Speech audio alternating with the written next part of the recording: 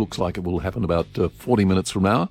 But in the meantime, let's find out the view of the Shadow Energy Minister, Federal Shadow Energy Minister, Ted O'Brien. Ted, good morning to you.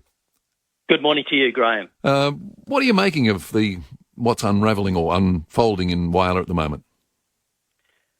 Well, look, I support the decision of the South Australian government. I think placing the steel works into administration is the right intervention, mainly because the workers, I think the broader community have gone through enough. They're needing certainty, and there's no doubt that we need to maintain sovereign capability when it comes to steel manufacturing.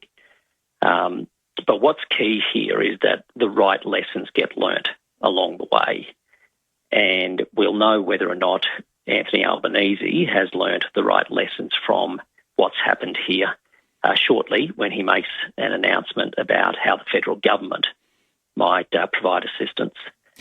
We had, 27,000 businesses under the Albanese government go insolvent, 27,000. And a big driver of those insolvencies has been the costs when it comes to energy.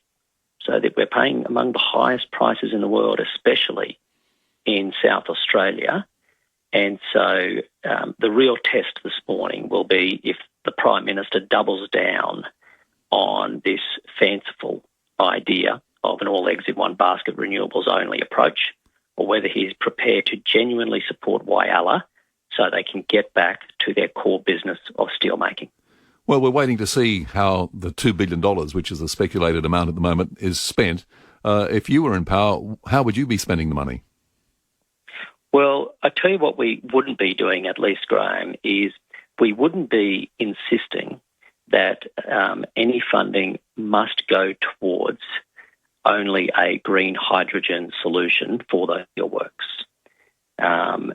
I have no problem, nor does the Coalition, with any source of energy. We're technology agnostic. But where we have these steelworks, the priority has to be getting back to basics, and that means having the cheapest form of energy we can get them. And this is the problem we found, and my biggest criticism of the Albanese government. They just continue to learn the wrong lessons. We have major manufacturers across the country which are either falling over or desperately needing help because of energy costs. And the Albanese government solution is we need to have even more of a part-time solution of a renewables-only grid. These businesses need to operate full-time, not with part-time weather-dependent energy sources. Renewables have a role to play, but they shouldn't be the whole box and dice, which is exactly the green hydrogen solution the Albanese government has been looking towards. We heard from Mark Vassella, the CEO of BlueScope Steel, who has been courted a possible takeover of Whyalla, and he was very cautious, and he was suggesting basically what you've said: energy prices in Australia don't make it an economic proposition. And he said most of their investing will be in the US, where power prices are 50% less. And Graham, I suppose there you have somebody who is working in the real market economy every day. And if Australia wants to be competitive, if we want our economy to be strong, our kids to have jobs, communities like Whyalla and the Upper Spencer Gulf to have a future, well, they need cheap energy. That's the priority, not sort of a dream of the Labor Party. I tell you who knows this really well, and that's Rowan Ramsey. He's been fighting for that area since, I think, about 2007 as their federal MP. Tom Venning will be doing the same as he's going into bat for that community. And again, just getting back to basics, it's just common sense.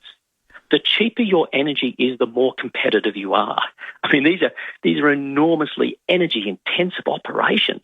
That's got to be the priority, not Anthony Albanese doubling down on his fanciful dream of a renewables-only solution.